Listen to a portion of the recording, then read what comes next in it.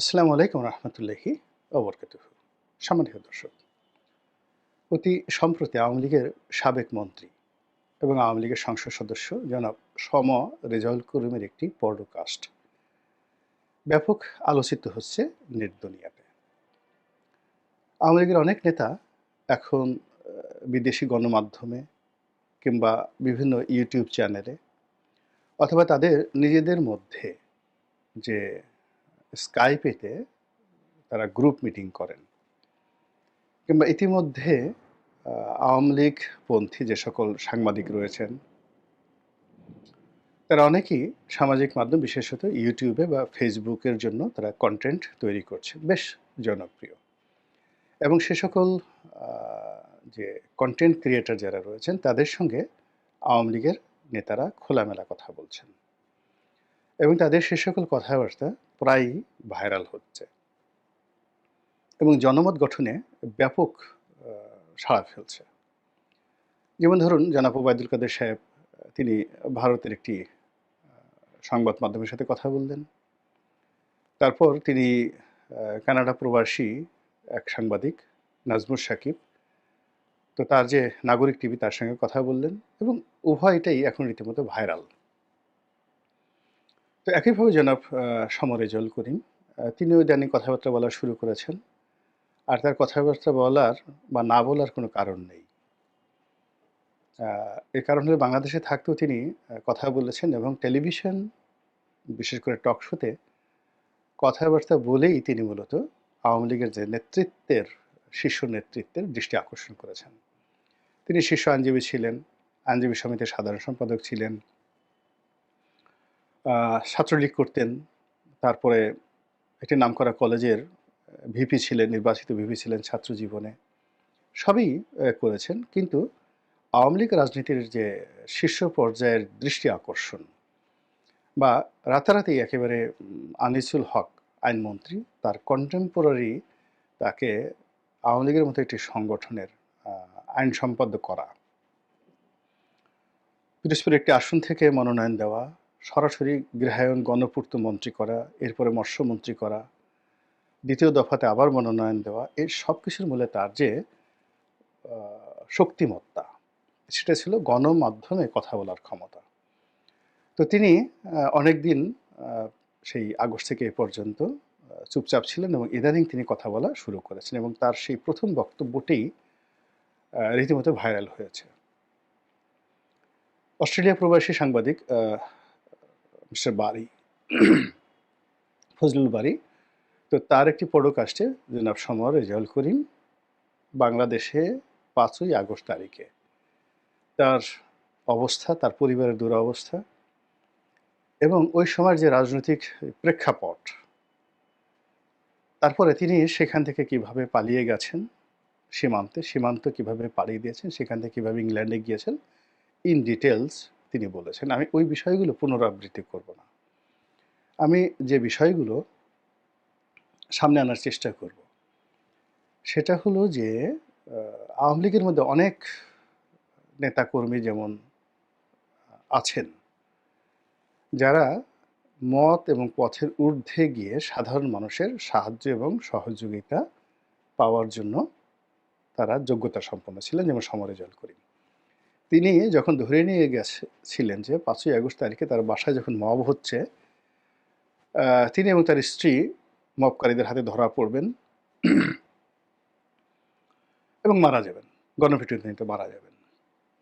এটা যখন একেবারে ধরেছেন, ওই সময়টিতে এমন একজন লোক এসে তাকে সাহায্য করলেন,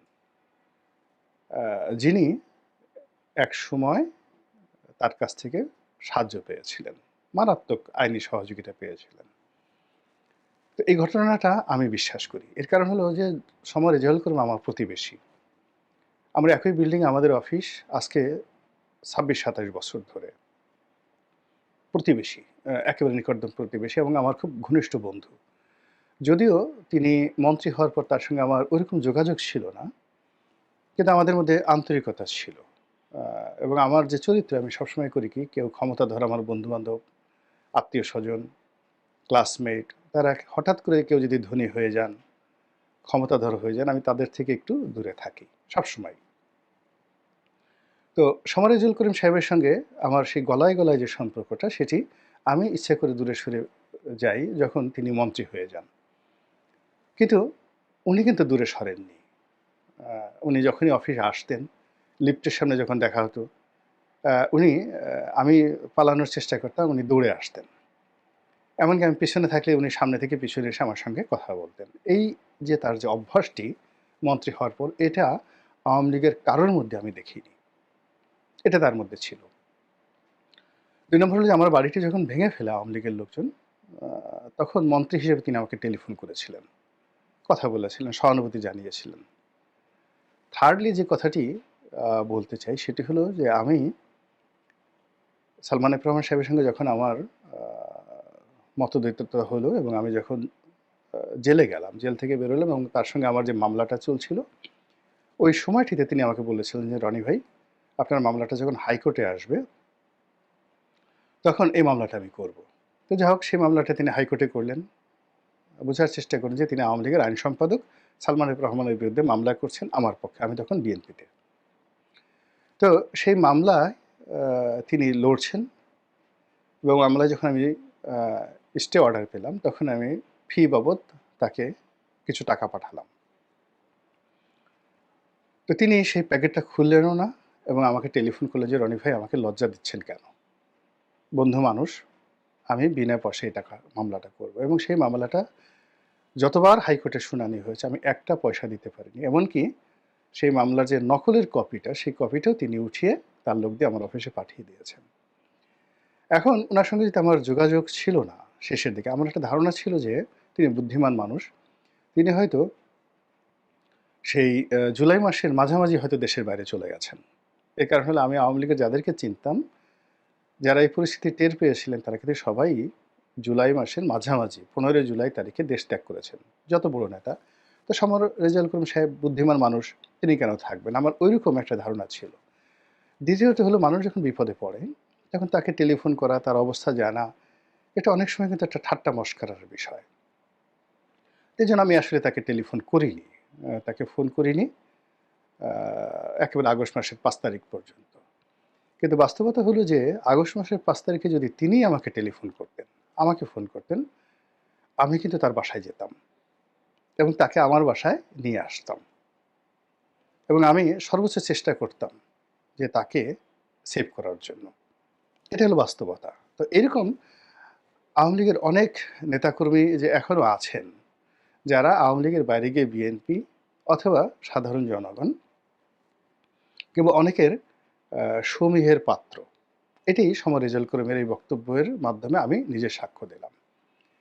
যারা আ সেই ওবায়দুল কাদেরের বক্তব্য নিয়ে ট্রল করছেন, তারা শুধুমাত্র ওবায়দুল কাদেরের খারাপ দিকগুলো দেখেছেন। কিন্তু ওবায়দুল কাদেরের যে ভালো, ভালো অনেকগুলো দিক আছে, তার যে অনেক নেতা আছে, কর্মী আছে, সুহানুদ্দায় আছে, ওটা কেউ দেখেনি। একইভাবে শেখ হাসিনাকে সবাই ফ্যাসিস্ট, ডাইনি, যা ইচ্ছে তাই বলছেন। কিন্তু বহু মানুষের সঙ্গে তার যে আত্মার সম্পর্ক, বহু মানুষ যে গড়াগড়ি করে তার জন্য কেঁদেছে এবং কাঁদছে, এই দৃশ্য এখনো পর্যন্ত বাংলাদেশে দ্বিতীয় কোনো রাজনৈতিক ব্যক্তিত্বকে দেখানো যাবে না। যাই হোক, তো রেজাউল করিম সাহেব এইভাবে সাহায্য পেলেন, সহযোগিতা পেলেন। দ্বিতীয় আরেকটা বিষয় হলো, তাকে যারা মবের হাতে তুলে দিয়েছে দ্বিতীয় দফাতে, তিনি তার সাক্ষাৎকারে বলেছেন যে সংসদ ভবন থেকে ঐরকম যারা উপকার করেছিল, এরকম এক উপকারীর কারণে তিনি প্রাণের রক্ষা পেয়ে বসুন্ধরার একটা বাড়িতে আশ্রয় নিয়েছিলেন এবং সেই বাড়িতে তাকে যে ট্র্যাক করেছিল এবং তার কাছে ৫০ লাখ টাকা বা ১০ কোটি টাকা সম্ভবত দাবি করেছিল, সে আর কেউ নয়। তার হাতে তৈরি করা ছাত্রলীগের জেলা পর্যায়ের একজন নেতা, যাকে সমর রেজাউল করিম নিজে নেতা বানিয়েছেন। তো এই যে দেখেন, বাংলাদেশে যা কিছু হয়েছে, আওয়ামী লীগের যে দুর্ভোগ এবং দুর্দশা, সমর রেজাউল করিমের কথা অনুযায়ী এর সঙ্গে ছাত্রলীগ জড়িত, যুবলীগ জড়িত এবং এর মধ্যে অনেক ছাত্রলীগ যারা জামাতের সাথে, বিএনপির সাথে যোগাযোগ রক্ষা করত। আবার জামাত এবং বিএনপির অনেক কর্মী যারা ছাত্রলীগের মধ্যে লুকায়িত ছিল এবং তারা এই সময় রেজাউল করিম সাহেবদের মতো লোকদেরকে কনভিন্স করে পদ বাগিয়েছে, পদবি বাগিয়েছে, আনুগত্য দেখিয়েছে এবং বিপদের সময়, আওয়ামী লীগের বিপদের সময় তারাই একেবারে টু দি পয়েন্টে জানিয়ে দিয়েছে ওর ওখানে জায়গা আছে, ওর ওখানে জমি আছে এবং যেখানে জামাতের লোক দরকার, যেখানে এনসিপির দরকার, যেখানে বিএনপির লোক দরকার, তাদেরকে নিয়ে এই যে আওয়ামী লীগের লোক যে অনেক মব করেছে এবং এখনো করে যাচ্ছে, এটা সমর রেজাউল করিমের বক্তব্যে কিন্তু ফুটে উঠেছে। তো এই যে আহ, রাজনীতির অনেক কাঁধা, অনেক যেটাকে বলা হয় ভেতরের কথা, অনেক গুপ্ত বিষয় চলে আসছে। এটা আগামী রাজনীতির জন্য একটা অশনি সংকেত এবং শিক্ষাও বটে। ২ নম্বর হলো যে দেখুন, সবার রেজাউল করিমের বক্তব্যে যেটা দেখলাম যে তিনি অনেক কষ্ট পেয়েছেন, তারপর রক্তাক্ত হয়েছেন,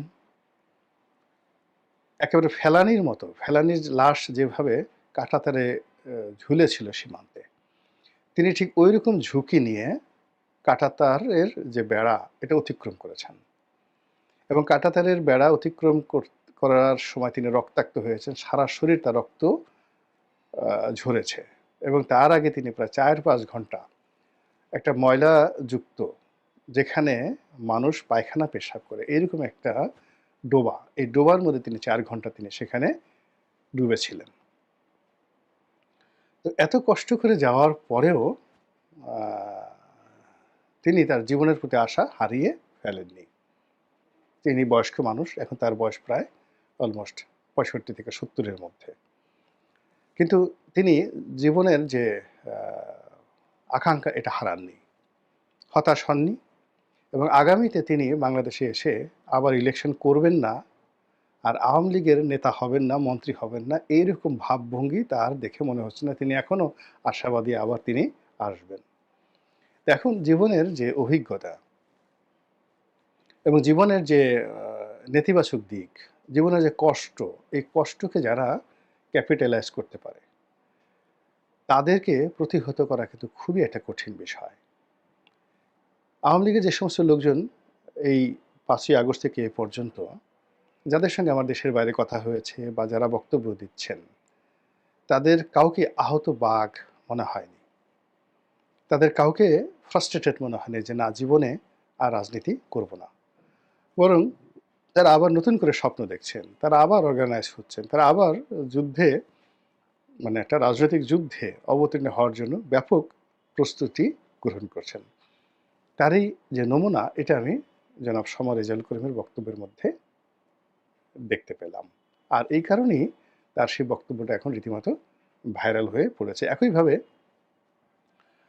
জনাব ওবায়দুল কাদের সাহেবের বক্তব্য কিন্তু ভাইরাল হয়েছে। কারণ হলো, আমরা যে ওবায়দুল কাদেরকে একেবারে শেষ করে দিয়েছিলাম, সেই ওবায়দুল কাদের আবার নতুন করে কণ্ঠ দিয়েছে এবং সেই কণ্ঠ আগের চাইতে পরিমার্জিত, পরিশীলিত, পয়েন্টিভ অ্যান্ড ডাইরেক্টিভ।